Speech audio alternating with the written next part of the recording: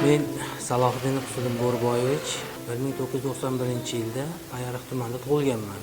2010-yil Samarqand davlat universitetining kasbiy ta'lim yo'nalishiga o'qishga kirganman. Samarqand davlat universitetini 2014-yilda tamomlab, ish faoliyatimni avtomobil yo'llar kollejida boshlaganman.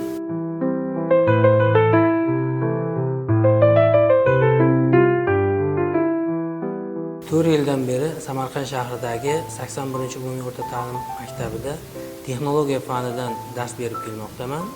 Darsdan bo'sh vaqtlarimizda o'quvchilar bilan to'garak mashg'ulotlarida ularga hayvonchilik va duradgorlik sirlarini o'rgatib kelmoqdaman.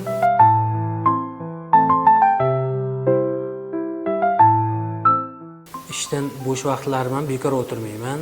Masalan, uyda biron narsa buziladigan bo'lsa, hech qanday bir ustaga ehtiyojim bo'lmaydi. O'zim bemalol ta'mirlayman. Shuningdek, kir mashina yoki konditsioner o'rnatish kerak bo'ladigan bo'lsa, o'zim o'rnataman. Nafaqat o'zimning uyimga, bundan tashqari qo'ni-qo'shni, qarindoshlarimga ana shu xizmatlarni ko'rsatib kelmoqdaman. Hunarimning orqasidan qo'shimcha daromad topyapman. Har qanday ishda ishlashdan qat'iy nazar shogirdlarimga ham aytib kelaman. Hamma ham oliy ma'lumotli bo'lmasligi mumkin. Oliy ma'lumotli bo'lganda ham baribir qo'shimcha yigit kishining hunari bo'lishi kerak. Qo'llaringda hunarlaring bo'lsa, xor bo'lmaysizlar. Jo'mrak buziladimi? Bironta bir ta'mirlash ishlari bo'ladimi?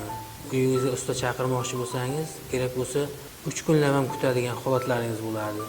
Ba'zi bir shunday holatlar bo'ladiki, uyingizda misol uchun suv toshyapti. Sizni qo'lingizdan kelmasa, yarim kechasi. Buni qayerdan topasiz ustani? O'zingiz o'sha narsani yopishingiz kerak. O'sha narsani tushunmasangiz, uyda suv bostirish holatlari duch kelib qolishi mumkin. Agar qo'lida shunday hunar bo'ladigan bo'lsa, mana shunaqa muammolarga duch kelmaydi.